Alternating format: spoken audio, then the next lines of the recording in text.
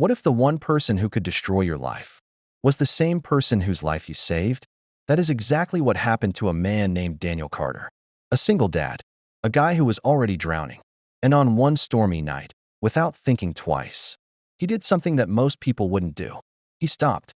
He helped a stranger. He asked for nothing. And he drove away not knowing that the woman sitting in his passenger seat was the same woman who would walk into a courtroom days later and decide whether he got to keep his kids or lose them forever. This is not a movie. This is a real story about kindness, fate, and what happens when doing the right thing finds its way back to you in the most unexpected way possible. Stay with me because the ending of this story will genuinely shake something inside you. Let me take you back to where it all started. Daniel Carter was 34 years old and his life looked nothing like he had planned. He had 2 kids, a 7-year-old daughter named Lily and a 9-year-old son named Marcus. He loved those 2 more than he loved breathing. But life had thrown him into a storm long before the actual storm that night. His wife, Sandra, had walked out 2 years ago. She said she wasn't happy. She said Daniel was too focused on work, too tired all the time, too boring. She left. And then 6 months later, she came back. Not for Daniel, but for the kids. She hired a lawyer and filed for full custody. She said Daniel was an unfit parent. She said the house was messy sometimes. She said he worked late. She said things that weren't fully lies, but weren't fully true either. And now Daniel was standing at the edge of losing the only 2 things that made his life make sense. The custody hearing was scheduled for a Thursday. And on the Wednesday night before it, Daniel was driving home from his second job. He worked at a warehouse during the day and delivered groceries in the evening, just to keep the lights on and food in the fridge. His hands were tired. His eyes were heavy. The rain was coming down so hard that his windshield wipers could barely keep up. And that is when he saw her, a woman standing on the side of the road. No umbrella. Completely soaked. Her car had a flat tire, and it was sitting at a weird angle, half on the road and half off. She was on her phone, but from the look on her face, nobody was picking up. Daniel almost kept driving. He was exhausted. He had to be up early for the most important day of his life. He had 100 reasons to just keep going. But he didn't. He pulled over. He rolled down his window and said, "Hey, you need help?" The woman looked at him with that look people give strangers at night on empty roads. Cautious. A little scared. She said her name was Margaret. Margaret Collins. She said she had called roadside assistance, but they told her it would be over an hour. She was soaked and shaking, and her phone was about to die. Daniel got out of his car in the pouring rain without even thinking about it. He opened his trunk, pulled out his spare tire kit, and got to work. He changed that tire in the middle of a storm while Margaret sat in his car and warmed up. He didn't ask for her name again. He didn't make small talk trying to impress her. He just fixed the tire, knocked on the window, and said, "You're good to go." Margaret looked at him from inside the car. She said, "Can I at least pay you something?" Daniel shook his head. He said, "Just get home safe." And he drove away. That was it. 5 minutes. Maybe 10. A completely ordinary moment of one human being helping another human being. Daniel went home, dried off, hugged his kids who were asleep, and stared at the ceiling until morning came. Thursday arrived like a punch to the stomach. Daniel put on his best shirt. He dropped Lily and Marcus off at school. He told them he loved them, and he said it twice because he wasn't sure how the day would end. He drove to the courthouse and sat in a cold waiting room with his public defender, a young guy named Tyler who was doing his best but was clearly handling 15 cases at once. Sandra was already there with her lawyer, a sharp woman in a gray suit who looked like she had never lost a case in her life. Sandra didn't look at Daniel. She just sat there with her hands folded and her chin up. The courtroom doors opened, and then Daniel saw her. The judge walked in and took her seat at the bench. She was still wearing the same small gold earrings. Her hair was pulled back. She looked completely composed and professional. But Daniel recognized her immediately. It was Margaret. Margaret Collins. The woman from the side of the road. The woman he had changed the tire for in the pouring rain less than 20 hours ago. Daniel's heart dropped into his stomach. He leaned over to Tyler and whispered, "I know her." Tyler's eyes went wide. He whispered back, "What do you mean you know her?" Daniel said, "Last night. On the road. I helped her. She had a flat tire." Tyler went completely still for a second. Then he said, Okay, just stay calm. Judge Margaret Collins called the courtroom to order, and Daniel sat there wondering if this was a dream or a disaster. He didn't know if she recognized him. He didn't know if this would make things better or worse. He didn't know anything. What he did know was that his kids were counting on him. The hearing began. Sandra's lawyer went first. She painted Daniel as a man who was always absent. She talked about the long work hours. She mentioned a time when Marcus had a school event and Daniel was 20 minutes late because his shift ran over. She made it sound like Daniel was choosing work over his children, when the truth was he was working because of his children. Daniel sat there and took it. He had been coached not to react, not to show emotion, not to give them anything to use against him. Then Tyler stood up. He talked about Daniel's consistency. He talked about how Daniel had never missed a parent-teacher conference.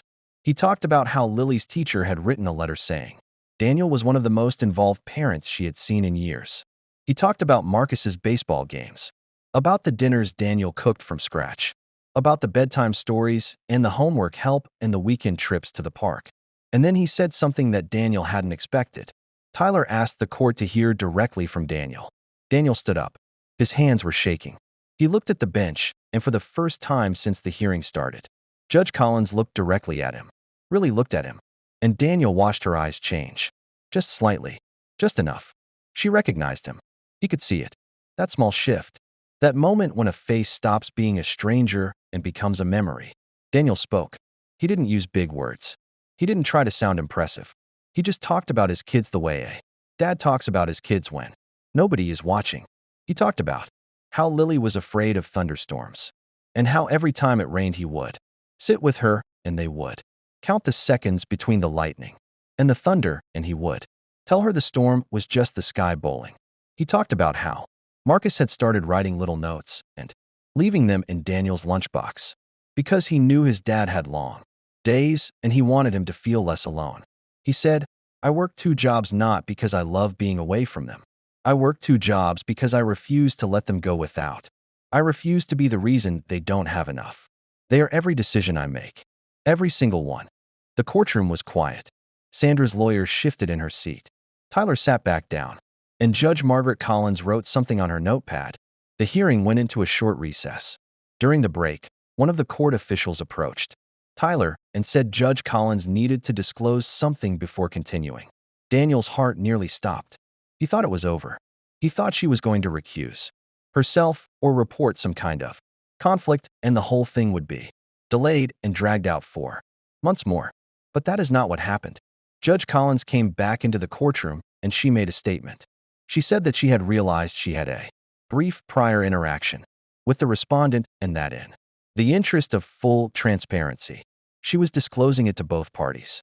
She said the interaction had no bearing on her professional judgment and that both parties had the right to request a different judge if they felt it created any bias. Sandra's lawyer jumped up immediately. She said she wanted a new judge. She said this was inappropriate. She got loud about it.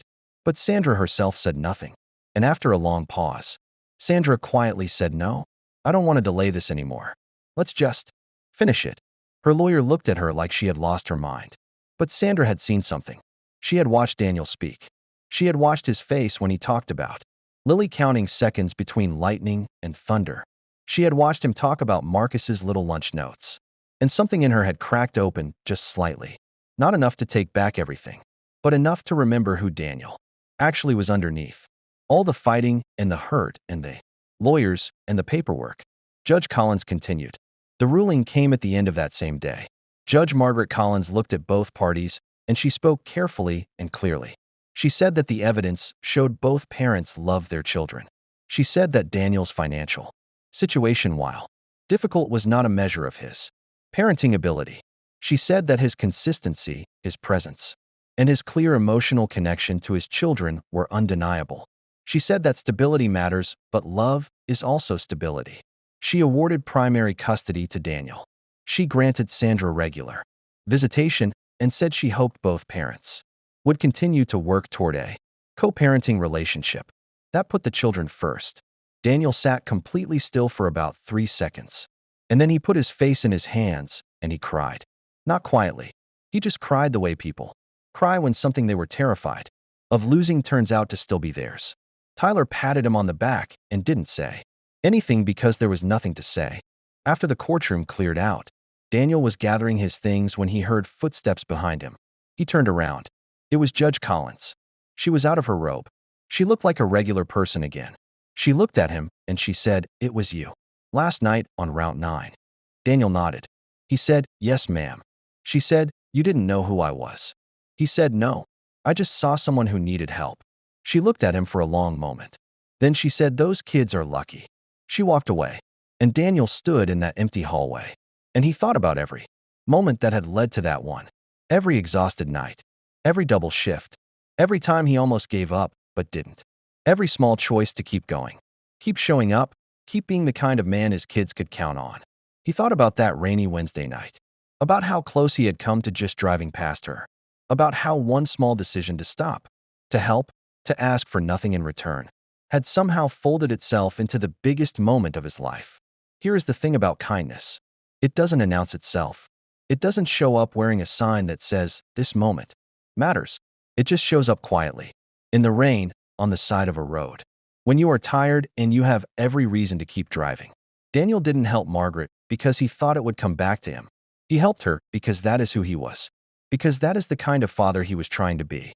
Because he wanted to be the kind of person his son would leave lunch notes for and his daughter would trust during thunderstorms.